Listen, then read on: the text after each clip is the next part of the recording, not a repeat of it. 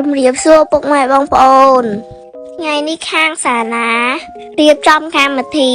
ដែលបានសរសើរចំពោះសិស្សពូកែទទួលបានចំណាត់ថ្នាក់ល្អពីលេខ1ដល់លេខ5បានអាហារូបករណ៍និងសម្ភារៈសិក្សាហើយលោកគ្រូអ្នកគ្រូរៀបចំកម្មវិធីបានយ៉ាងល្អបន្ទាប់ពីកូនចូលដល់សារខាងលើហើយម៉ាក់ក៏ជូនកូនពៅចុះមកចូលថ្នាក់រៀនវិញកូនពៅដើម្បីចង់ឃើញកម្មវិធីខំជូនឌីកាឡើងដល់ជាន់ទី9ហើយក៏ចុះមកពីជាន់ទី9មកវិញហើយបន្ទាប់មកដល់ម៉ោង 10:30 នាទីកម្មវិធីទទួលបានអាហារូបករណ៍បានចប់អូនទទួលបានអាហារូបករណ៍ 20% ពីសាលា